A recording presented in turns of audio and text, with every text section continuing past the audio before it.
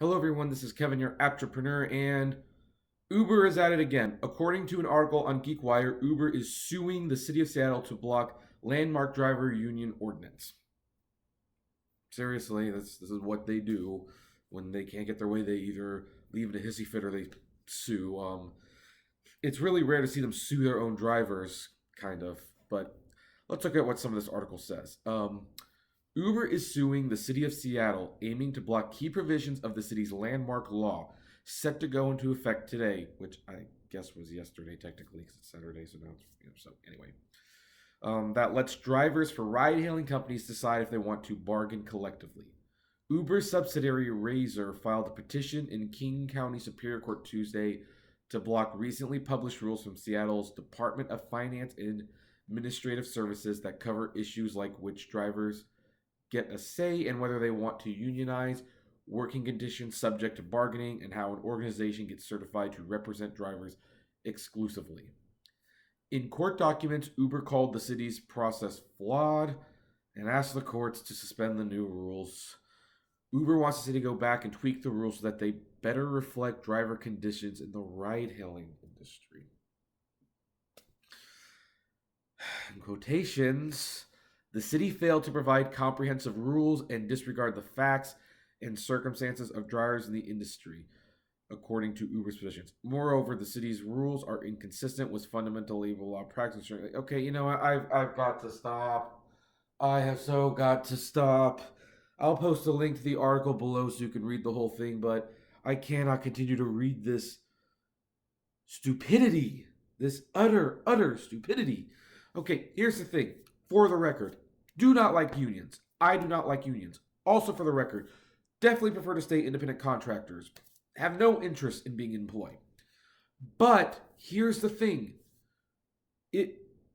As I have talked with my mom before, even though me and her are kind of like, we're both not necessarily for unions. We think unions can do far more harm than good. But here's the thing. Sometimes companies get to the point where unions are necessary.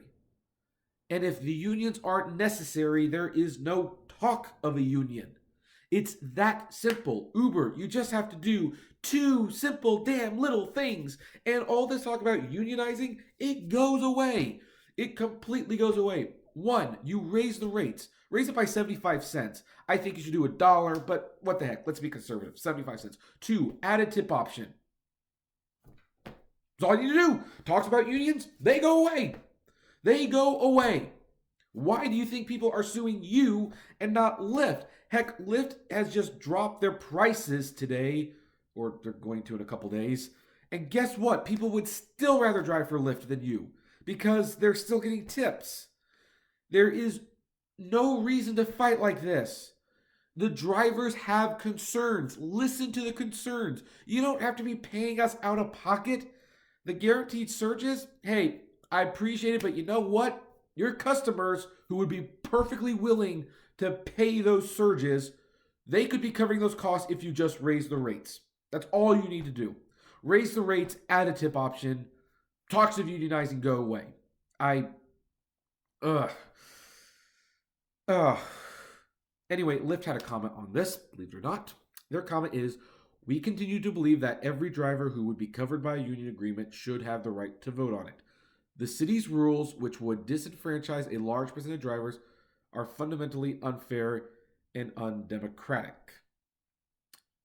Basically, what they say is that they don't want to unionize, but that the drivers should have a chance to vote on it. And you want to know why Lyft isn't concerned about drivers voting on it? Because drivers aren't pissed at Lyft.